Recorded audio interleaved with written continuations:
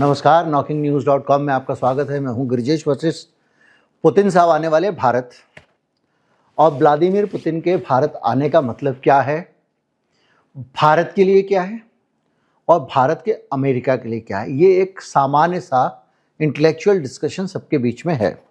लेकिन अभी सबका ध्यान इस तरफ नहीं है। लेकिन जो बम फटने वाला है पुतिन की इस यात्रा से, वो जानना बहुत रोचक होने वाला है।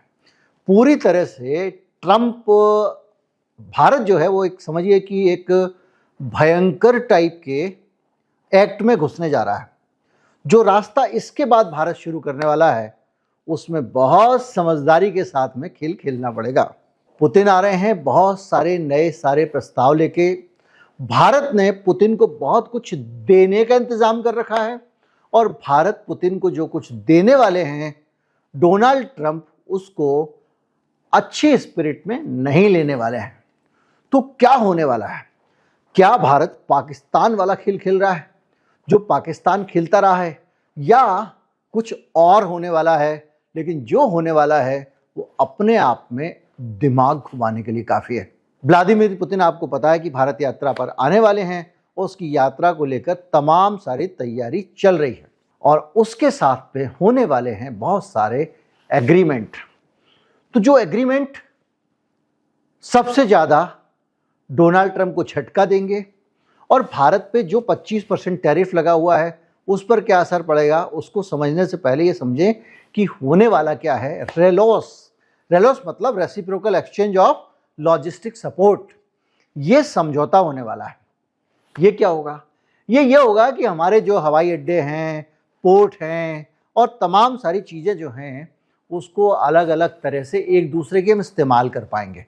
वो हमारे हवाई अड्डों को, हमारे समुद्री तटों को, दूसरी चीज़ों को लॉजिस्टिक्स के लिए, मरम्मत के लिए इस्तेमाल कर सकता है। हमारा अमेरिका से भी सेम समझौता है। अमेरिका हमारा और हम अमेरिका का कर सकते हैं, इसी तरह से पुतिन हमारा, हम पुतिन का कर सकते हैं। लेकिन अमेरिका का सैनिक विमानों के लिए भी समझौता है। तो आप एक बार सोचिए कि कभी कोई ऐसी तनाव की स्थिति बने, दक्षिण एशिया में बने, कहीं बने, जिसमें पुतिन जो है वो अमेरिका का मुकाबला करने वाला हो और पता चले कि अमेरिका कहे कि भाई आपका तो एग्रीमेंट है, आप हमको हवाई अड्डे पे खड़ा होने दोगे। याद है पिछले दिनों एक लड़ाकू विमान आके खड़ा हो गया था जिसके आसपास भी अमेरिका वाले किसी को आने नहीं दे रहे थे, तो कई दिन तक खड़ा रहा था। तो ये दिक्कत एक हो सकती है कि भैया हम आपको और हमको तो आप दो हवाई अड्डा खड़े होने के लिए, और पुतिन कहेगा हमको दो। पता नहीं क्या होगा, लेकिन कुल मिला के ये एक तरह से देखा जाए तो हमने भारत में वो एक्सेस दी है जो मोदी ने कभी अमेरिका को दी थी, और जाहिर बात है ये उनको पसंद नहीं आएगी। दूसरा, अभी आप टेक्निकल चीज़ें समझिए, फिर मैं इस पर असली चीज़ पे आऊँगा, धंधे वाली पे, और जिससे सबसे ज़्यादा दिक्कत होने वाली है ट्रंप को। कैसे होगी, यूरोप कैसे चलेगा, इस पे आते हैं।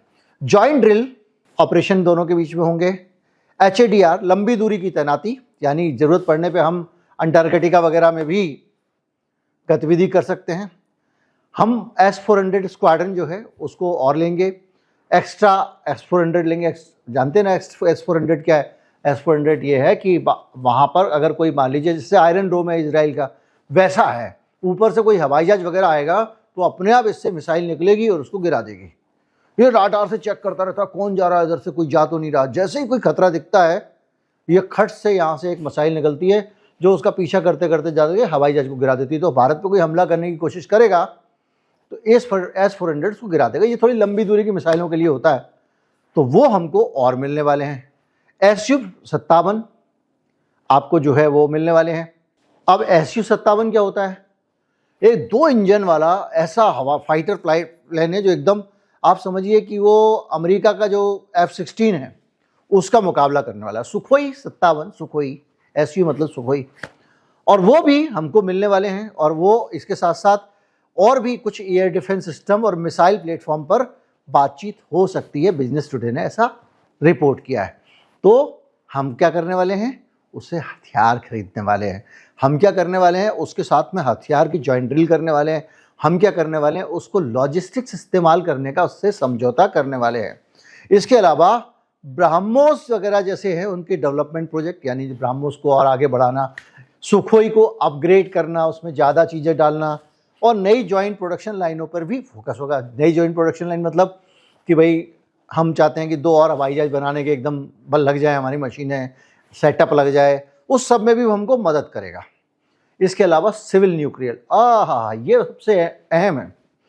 ये मसला ऐसा है जो अमेरिका को टेंशन दे देगा। देखिए मैं बताऊं, आने वाली सदी जो है ना, वो बिजली पीने वाली है, एनर्जी सबसे बड़ी चीज होने वाली है। इसलिए आप देखा होगा अडानी एनर्जी पे कब्जा किया जा रहा है, सोलर, कोल, सब जगह। इतनी ऊर्जा की जरूरत पड़ेगी, मतलब धरती की जितनी ऊर्जा है, इतनी ऊर्जा तो एआई खा जाएगा, ऐसे समझ लीजिए आप। जितनी बिजली दुनिया भर में जल रही है, अब क्या होगा, इसके लिए हमको चाहिए होगी बहुत सारी बिजली। अब ये बिजली कहाँ से आएगी? क्लीन एनर्जी भी चाहिए, कोयले से तो आएगी नहीं। ये जंगल तो फालतू काटे दे रहा है अडानी, ये वाला तो हंसदेव अभयारण्य की जरूरत ही नहीं है। जंगल काट देगा अच्छे वाले में, इसके पास में जितना कोयला ऑलरेडी पड़ा हुआ है भारत के अंदर, उन्हीं खदानों से काम 70 साल का चल जाएगा। तो बहरहाल हमको इस सबका मुकाबला करने के लिए चाहिए न्यूक्लियर पावर, बिजली घर। अभी क्या हुआ था कि जो न्यूक्लियर मतलब जो परमाणु बिजली घर बनाने के मामले में मनमोहन सिंह पहले जुटे हुए थे एकदम अमेरिका की तरफ से, और उसके बाद में मोदी जी जुटे हुए थे। अमेरिका की कंपनियां चाहती हैं हम आएंगे, बिजली घर लगाएंगे, कोई मरता है तो मरे, परमाणु दुर्घटना होती है हमारी जिम्मेदारी नहीं होगी, भारत सरकार जिम्मेदारी ले। जनता कह रही है ऐसा कैसे हो जाएगा भैया, हमारी जान गोली खतरे में डलेगी, वो तो मार के निकल लेगा। तो सरकार कह रही है नहीं भाई ऐसा करते, थोड़ा हम दे देते हैं, थोड़ा तुम दे दो, ये सब बातें चल रही है। तो क्या चल रहा है, लंबे समय से अमेरिका लगा रहा है ताकत कि भारत में परमाणु बिजली घर हम लगाएंगे। आपको जानकारी के बता दूं, भारत अपने ही लगा चुका है। भारत के पास जब मनमोहन सिंह ने समझौता किया था अमेरिका में से, उससे भी पहले से 23 बिजली घर हैं, जहां तक मेरी जानकारी पक्की है तो 23 परमाणु बिजली घर। तो रूस क्या करेगा, हमारे को परमाणु बिजली घर लगा के देगा। सोवियत संघ के कारण बहुत सारी टेक्नोलॉजी में रूस अमेरिका से बहुत आगे था, हथियार की टेक्नोलॉजी में भी, और हथियार की टेक्नोलॉजी में थोड़ा पीछे अगर हो सकता है, लेकिन बाकी टेक्नोलॉजी में वो बहुत आगे था। सब कुछ उसने बेहतरीन अलग बनाया हुआ था, बावजूद इसके कि सारी पश्चिमी दुनिया ने उसको काट के रखा था। उसके बावजूद वो टेक्नोलॉजी रूस के पास आज भी है, चाहे वो स्पेस टेक्नोलॉजी हो, कोई भी हो। समाजवाद की ये ताकत है भाई साहब, कम्युनिस्टों को कितनी गाली दो, क्योंकि उनका जितना रिसर्च एंड डेवलपमेंट होता है वो धंधे के लिए नहीं होता। आज की तारीख में कुछ आविष्कार नया हो जाए, मान लीजिए एक ऐसी कार आ जाए जो 20 रुपये में 100 किलोमीटर चला दे, कंपनी लॉन्च नहीं करेगी, कंपनी रखे रहेगी उसको, जब चुनौती आएगी तब। कभी सोचा कि एक कोई गाड़ी आती है, अगर 600 का एवरेज देती है तो दूसरी गाड़ी 650 का तो निकाल देगी, 700 का तो निकाल देगी। वो कोई ड्रास्टिक टेक्नोलॉजी लेके नहीं आती, क्योंकि ये सब लोग अपने अलग अलग समय के लिए विज्ञान के विकास को तिजोरियों में बंद करके रखते हैं। खैर, लेकिन सोवियत संघ में ऐसा नहीं होता था। तो बहरहाल सोवियत संघ के परमाणु बिजली घर कुदनकुलम जैसी परियोजनाओं में कॉम्पैक्ट रिएक्टर लगने वाले हैं। तो अब इसका मतलब समझिए कि इसको ट्रंप और अमेरिका को क्यों खलबली होगी, गर्म तवे पे जैसे बैठ गया हो। भाई परमाणु बिजली घर लगेगा तो पैसा बहुत सारा उस पर रूस को मिलेगा, और भारत को वो जाहिर बात है सस्ते में मिल जाएगा, लेकिन रूस को बहुत पैसा मिलेगा। अगर आप हथियारों का केवल हिसाब लगा लें, जो हथियार हम खरीद रहे हैं, हम उसकी बात नहीं करें, लॉजिस्टिक शेयरिंग की बात, तो उसका मतलब ये होगा कि उसका अगर हमारे तट पे खड़ा होगा जहाज तो कुछ दे के जाएगा हमको, उसका हवाई जहाज खड़ा हो कुछ दे के जाएगा, तो हमको वहाँ से तो पैसे मिलने ही मिलने हैं। केवल हथियारों की बात करें तो 9 अरब डॉलर के आसपास के हथियार भारत रूस से खरीदने वाला है। ये कितने होते हैं, ये होते हैं करीब 79,000 करोड़ रुपए, 80 मान लो मोटा मोटा 80,000 करोड़ रुपए के हथियार हम रूस से खरीदने वाले हैं। अब डोनाल्ड ट्रंप क्या करता है, छाती पीट पीट के बोलता है कि भाई आप जो है रूस को पैसा दे रहे हो इसलिए आपके ऊपर 25% टैरिफ लगाएंगे, आप रूस से तेल खरीद रहे हो इसलिए टैरिफ लगाएंगे, आप रूस को पैसे दे रहे हो, उस पैसे को आप वॉर को फंड कर रहे हो, उस पैसे से वो और हथियार खरीद रहा है, वो यूक्रेन से लड़ाई बंद नहीं हो रही है, शांति नहीं हो रही है, तो आपके ऊपर हम टैरिफ लगाएंगे, कह रहा है, ये कह रहे हैं ना। तो भारत का 140 करोड़ रुपए का, माफ कीजिए 1,40,000 करोड़ रुपए का अभी तक कुल मिला के हमने तेल खरीदा रूस से, और ये एक डील 70,000 करोड़ की हो रही है। कौन सी, हथियार वाली, यानी उसकी आधी। और अगर आप बाकी और चीजों को इसमें जोड़ दें तो पूरी जितना अभी तक तेल खरीदा उतने का माल तो ये खरीद लिया एक बार में, और जब इतना माल खरीद लिया मतलब इतना पैसा आपने रूस को दिया, और इतना पैसा आपने रूस को दिया तो जो लॉजिक तेल पे लगा रहा था ट्रंप, वो लॉजिक यहां भी लगाएगा। तो ये अपने आप में बड़ा सवाल है। 10,000 करोड़ रुपए के तो कुल केवल S-400 हैं 300 मिसाइलों के साथ में। T-72 लड़ाकू विमान जो हैं वो $248 मिलियन के हैं। ये सब मैंने निकाला अभी एक हिसाब किताब। कुल मिला के भारत ने 2025 में अगर देखा जाए तो कुल 19,000 करोड़ रुपए का खरीदा है तेल। अभी 30% तेल हमने कम कर दिया है खुश करने के लिए अमेरिका को, उसके बावजूद अभी तक खरीद चुके हैं हम। और इसका 5 गुना 4 गुना तो हम जो है वो हथियार खरीद लेंगे। तो क्या होगा, इससे बड़ा तगड़ा वाला कांड होने वाला है। कांड ये होने वाला है, आपने देखा होगा स्कूलों में कॉलेजेस में ये होता था कि एक लड़की जो है किसी एक लड़के से चिढ़ जाती थी तो उसको जलाने के लिए दूसरे से जबरदस्ती बात करती थी। पाकिस्तान यही करता है भारत के खिलाफ। कभी थोड़ा रूस को घास डाल देता है, कभी थोड़ा चीन को डाल देता है, कभी ट्रंप को डाल देता है। और ट्रंप को लगता है चीन इधर ना आ जाए, इसको मदद ना दे दे, शक्ति बन जाएगा, तो ट्रंप भी उसको दे देता है मदद। ट्रंप मदद देता है तो चीन। तो भारत ने भी यही कर दिया, तगड़ा वाला जेल सी दोनों की इनकी लव स्टोरी का लव ट्रायंगल बना दिया। अब इस लव ट्रायंगल में वो रूस से कह रहा है कि तुम भाई मुझे माल दे दो, और अमेरिका से कहेगा भाई ये देखो अब तुमने तो हमारे को एकदम अलग ही कर दिया है ना, तुमने तो सैंक्शन लगा दिए हैं, तो जब तुम मुझसे नहीं मिलेगा तू नहीं तो और सही, तो अब हम रूस के साथ जा रहे हैं। तो तू रूस के पास कैसे जाएगी, हमारे साथ रहेगी भाई। तो डोनाल्ड ट्रंप, आप समझ रहे हैं, एकदम सरल तरीके से समझा रहा हूँ आपको। तो ये इस तरह से अब डोनाल्ड ट्रंप पे प्रेशर बन जाएगा। डोनाल्ड ट्रंप पहले ही परेशान है, भारतीय सामान पे लगा दिया उसने प्रतिबंध। अभी हमारा एक्सपोर्ट भी गिरा है, अभी हमारा एक्सपोर्ट रिकॉर्ड गिरा है। इस बार जो है एक्सपोर्ट सबसे कम हुआ है पिछले 14 महीने का, जो इस बार अमेरिका को एक्सपोर्ट हुआ है। इसके अलावा हमारा इंडस्ट्रियल आउटपुट भी गिर गया है, वो भी रिकॉर्ड गिरा है। भारत की जो पता नहीं कैसे अब आप बताइए, इंडस्ट्रियल आउटपुट गिर जाए और जीडीपी बढ़ जाए, ऐसा चमत्कार कहीं हो सकता है क्या? देखिए जो मेरे पास आंकड़े हैं वो कुल मिला के वो ये कहते हैं 14 महीने का न्यूनतम स्तर चल रहा है इस वक्त एक्सपोर्ट का। कोयला उत्पादन 8.5% कम हो गया है, बहुत बड़ा वो है। इंफ्रास्ट्रक्चर 1.8% कम हो गया है। जेम्स ज्वेलरी वगैरह का 76% का नुकसान हुआ है, चूंकि अमेरिका एक्सपोर्ट होते थे। ऑटो कंपोनेंट्स का 12% का नुकसान हुआ है, और मरीन प्रोडक्ट का 25% का।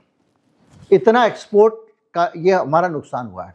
अब बताइए, और ये हमारी सरकार कहती है जीडीपी बढ़ गया, जबकि औद्योगिक उत्पादन भी गिरा है। कैसे? मैंने आपको वीडियो बनाया था, आपने देखा होगा जीडीपी 8.2% वाला। अगर ना देखा हो तो जरूर देखिएगा, सारे आंकड़े उसमें। 25 नवंबर में 2.5% की गिरावट हुई है पिछले साल की तुलना में, नवंबर 25 से पिछले नवंबर 25 में। तो भाई साहब, आपका जो इंडस्ट्रीज का आउटपुट प्रोडक्शन गिर गया। जब इंडस्ट्रीज का प्रोडक्शन गिर गया भाई, तो जीडीपी कैसे बढ़ गई? और तुम्हारा 8.2 जीडीपी का आंकड़ा जब तुम दे रहे हो, उसमें लिख के दे रहे हो कि कृषि का उत्पादन भी गिर गया है। इसी तरह से निर्यात जो है उसमें 5% की गिरावट आई है। रूस के तेल आयात में करीब 7 मिलियन बैरल के करीब जो है वो फर्क पड़ा है, 33% की कमी आई है। यानी कुल मिला के सीधी सी बात यह है कि जो आंकड़े हैं वो ये कहते हैं कि हमारा औद्योगिक उत्पादन भी कम हो गया है और एक्सपोर्ट भी हमारा गिर गया है। तो अब ये जो सिचुएशन है, इस सिचुएशन में हमारी समस्या दूसरी हो रही है।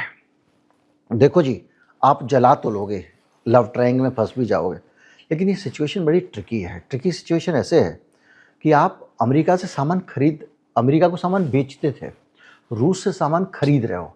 तो आज जो डॉलर आपका 90 रुपये का हो गया भाई साहब।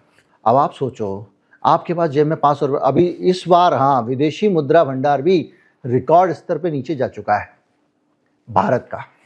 तो अब वो डॉलर में होता है, रुपया गिर गया, वो बहुत पूरी कहानी। अब कुल मिला के आप रूस से सामान खरीदो, तो पैसे दोगे ना भैया, पैसे दोगे तो आपका विदेशी मुद्रा भंडार और गिरेगा, है ना।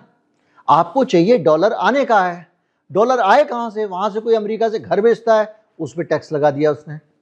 हमारे यहाँ काफ़ी अच्छा खासा पैसा हमारे पास आता था, वहाँ से लोग भेजते थे, मैंने वीडियो बनाया था। यहाँ से नौकरी करने लोगों को जाने नहीं दे रहा है, जाएंगे नहीं तो फिर वो पैसे नहीं भेजेंगे। तो जो डॉलर की आमद थी, अच्छा एक्सपोर्ट हमारा होता था, वो एक्सपोर्ट अमेरिका को नहीं हो रहा है, तो उससे भी डॉलर आता था। तो जो डॉलर की आमद थी वो तो कम हो गई। अब ये रूस का सौदा अगर आप खरीदने का करोगे तो और डॉलर कम हो जाएंगे।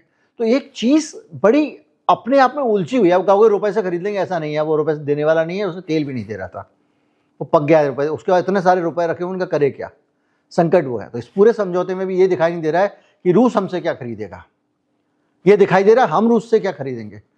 तो ये घाटे का सौदा भी है, ये जलाने के चक्कर में तुम खुद जलने जा रहे हो।